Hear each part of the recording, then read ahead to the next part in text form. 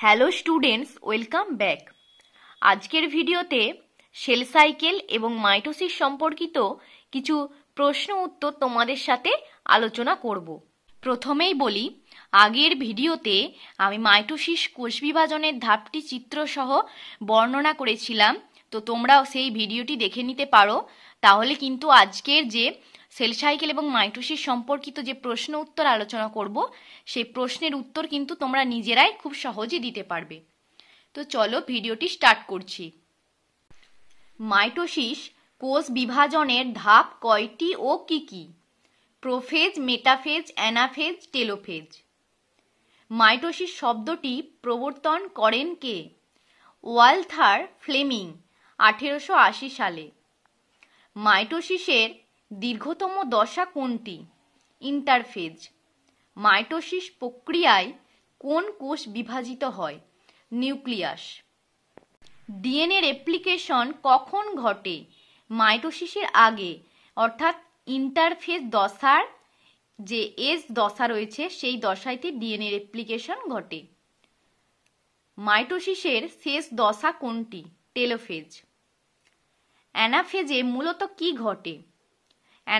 অ্যানাফেজে মূলত sister chromatid আলাদা হয়ে যায়। আমরা জানি যে কিছু ক্রোমাটিড উত্তর মেরুর দিকে চলে যায় এবং কিছু ক্রোমাটিড দক্ষিণ মেরুর দিকে সরে আসে। সেন্টোমিয়ারের স্পিন্ডল ফাইবারের অর্থাৎ বেম তন্তুর সাথে কোন প্রোটিন যুক্ত থাকে? কাইনেটোকোর্স। ইন্টারফেজের দশাগুলি কি কি? G1, S এবং G2। মাইটোসিসের প্রধান কাজ কি? সম আকৃতি ও সম গুণসম্পন্ন দুটি অপত্য কোষ তৈরি করা। মাইটোসিস কোষ বিভাজনের কোন দশায় নিউক্লিয় পর্দার পুনর্বিভাগ ঘটে? টেলোফেজ দশায়। আমরা জানি কি যে প্রোফেজ দশায় নিউক্লিয় পর্দা এবং নিউক্লিয় লাশের অবলুপ্তি ঘটে এবং পুনর্বিভাগ ঘটে টেলোফেজ দশায়। কোষচক্র নিয়ন্ত্রণে মুখ্য নিয়ামকের ভূমিকা পালন করে কোন প্রোটিন? Cyclin protein. এবং তোমরা এটা খুব সহজে মনে রাখতে পারো, কারণ কোষচক্রের ইংলিশ কি? Cell cycle. তো সেল থেকে সাইক্লিন প্রোটিন।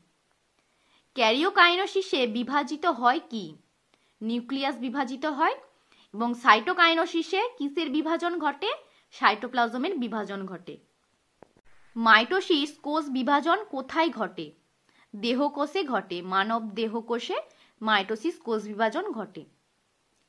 মাইটোসিস কোষ বিভাজনের কোন দশায় ক্রোমোজোমগুলি গণনা করা যায়?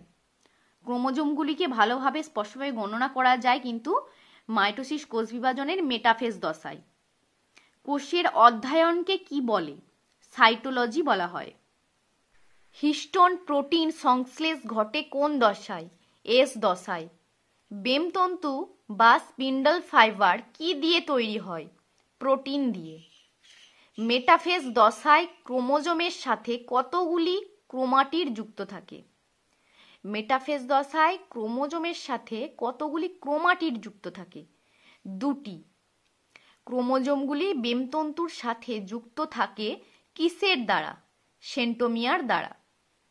তোমাদের যদি কোনো কোশ্চেনের অ্যান্সার বুঝতে অসুবিধা হয় তাহলে তোমরা অবশ্যই কমেন্ট করে জানিও, আমি সেই উত্তর দেওয়ার চেষ্টা করব।